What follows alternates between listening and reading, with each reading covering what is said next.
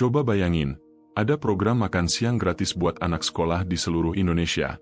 Kedengarannya keren kan? Anak-anak bisa makan enak, bergizi, dan orang tua nggak perlu pusing mikirin bekal. Tapi, tunggu dulu. Niat baik ini ternyata nggak berjalan mulus.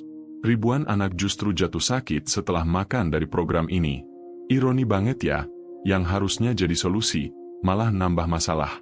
Jadi, apa sebenarnya yang terjadi di balik program makan bergizi gratis ini?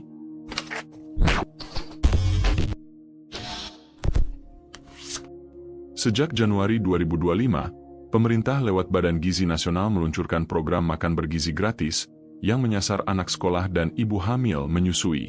Tujuannya jelas, memperbaiki status gizi anak, memerangi stunting, dan memastikan siswa bisa belajar tanpa kelaparan. Per September 2025, program ini sudah menjangkau sekitar 20 juta penerima di seluruh Indonesia. Pemerintah juga bilang ada sekitar 5.800 dapur penyedia MBG di 38 provinsi. Di sisi anggaran, kabarnya setiap hari bisa menghabiskan 1,2 triliun rupiah untuk mencapai target 82,9 juta orang pada 2026.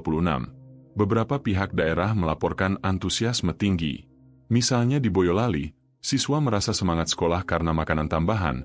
Di Mie Terpadu Singaraja, murid senang mendapatkan menu lengkap, nasi, lauk, sayur, buah. Bahkan pemerintah mengklaim program ini ikut menciptakan 290.000 lapangan kerja, serta melibatkan petani, nelayan, dan UMKM lokal. Tapi tidak semua berita manis. Program ini juga diterpa kasus serius. Lebih dari 5.000 siswa di berbagai daerah dilaporkan mengalami keracunan makanan akibat paket MBG. Di Jawa Barat saja, lebih dari 1.000 siswa sakit akibat keracunan massal. Kegagalan pengawasan jadi sorotan utama. Internal Badan Gizi mengakui lemahnya pengawasan dan distribusi sebagai penyebab utama. Beberapa dapur telah ditutup sementara karena tidak memenuhi standar kebersihan. BPOM ikut turun tangan memperkuat pengawasan agar kasus serupa tidak terulang. Selain itu, ada pula isu tambahan soal kehalalan. Awalnya program ini tidak diwajibkan halal. Itu memicu kontroversi, mengingat sebagian masyarakat sangat memperhatikan aspek ini. Pemerintah sempat mengesahkan sertifikat halal untuk program MBG agar lebih diterima publik. Masalahnya bukan berhenti di sini. Kalau program sebesar ini gagal di aspek dasar, kebersihan, distribusi, kontrol mutu, maka janji besar bisa hancur di lapangan. Pertanyaannya, apakah pemerintah terlalu terburu-buru ekspansi, tanpa memastikan fondasi operasionalnya matang?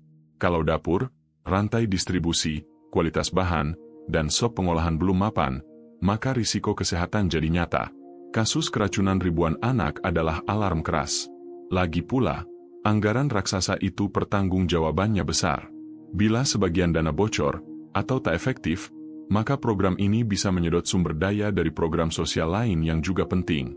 Apakah sudah ada sistem audit independen dan transparansi real-time? Dan satu hal yang sering terlupakan, kepercayaan publik. Ketika anak-anak sakit akibat makan gratis, kepercayaan itu bisa retak. Media dan pers juga ikut menjadi aktor.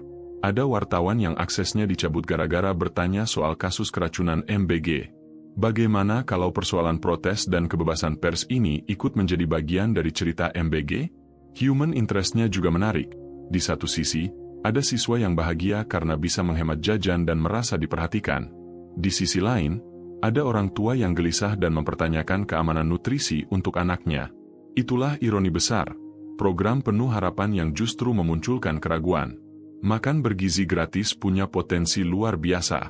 Bisa jadi solusi nyata untuk krisis gizi dan stunting kalau dikelola dengan teliti. Tapi fakta keracunan massal dan pengawasan bobrok menunjukkan bahwa niat baik saja tidak cukup.